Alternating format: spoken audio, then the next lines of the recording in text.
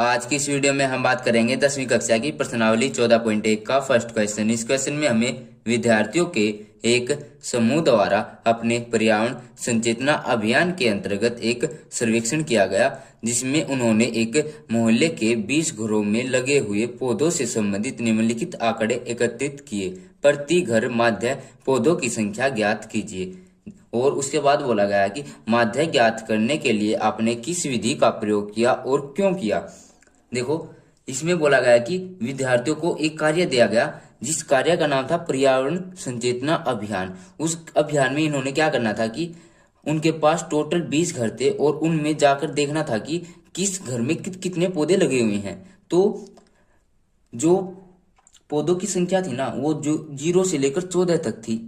और उसमें देखा गया कि 0 से लेकर 2 पौधे जिन घरों में लगे थे ना, उन घरों की संख्या 1 थी। और 2 से लेकर 4 तक पौधे जिन घरों में लगे हुए थे ना, उनकी संख्या 2 थी।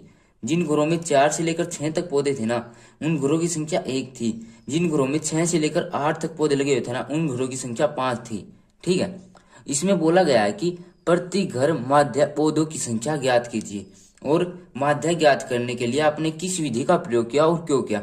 तो हम यहाँ पर प्रत्यक्ष विधि का प्रयोग करते हैं, यानी कि डायरेक्ट मेथड का प्रयोग करते हैं। इसका रीजन मैं बाद में दूंगा।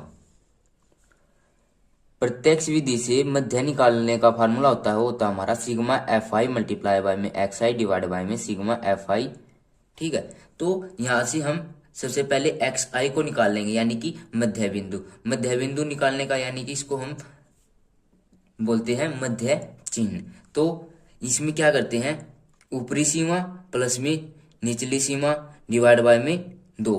तो जो ऊपरली सीमा है वो हमारी 0 और निचली सीमा है हमारी 2।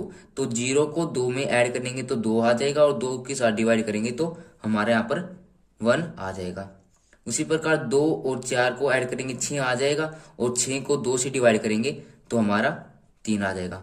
तो इनकी सीमा आ जाएगी हमारी 1, 3, 5, 7, 9, 11 और 13। उसके बाद हमें क्या करना था, एफ आई की मल्टीप्लाई एक्स आई से करनी है। तो 1 की 1 के साथ मल्टीप्लाई करेंगे तो 1 आ जाएगा। 3 की 2 के साथ मल्टीप्लाई करेंगे तो 6 आ जाएगा। 5 एकम 5 आ जाएगा, और 5 सत्ते 35 आ जाएगा, और 6 नीम 54 आ जाएगा, और 11 की 2 के साथ मल्टीप्लाई करेंगे तो 22 आ जाएगा। 13 की 3 के साथ करेंगे 39। तो अब इन सभी का हमें क्या करना था, टोटल करना था, क्योंकि सिग्मा एफ आई एक्स आई ना, सिग्मा का मतलब ही होता है टोटल। तो जो हमारा टोटल आएगा वो 162 आ जाएगा। उसी प्रकार हमें एफ आई का टोटल भी करना था, तो हमारा एफ आई का टोटल आ जाएगा हमारा 20।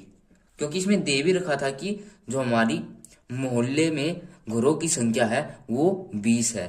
ठीक है।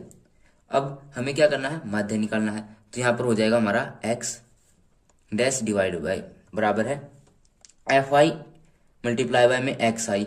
ये हमारा कितना आया था, 162 डिवाइड बाय में एफ आई आया हमारा 20, तो ये हो जाएगा 20। अब इन दोनों की डिवाइड करेंगे तो हमारा माध्य आ जाएगा 8.1। अब रीजन होता है हमने प्रत्यक्ष विधि क्यों ली। प्रत्यक्ष विधि हमने इसलिए ली है क्योंकि इसमें हमें जो आंकड़े यानी कि जो हमें संख्याएं दी हुई हैं उनकी मल्टीप्लाई करना आसान है। तो हमने यहाँ पर प्रत्यक्ष विधि का प्रयोग किया है। तो ये हमारा आंसर आ जाएगा।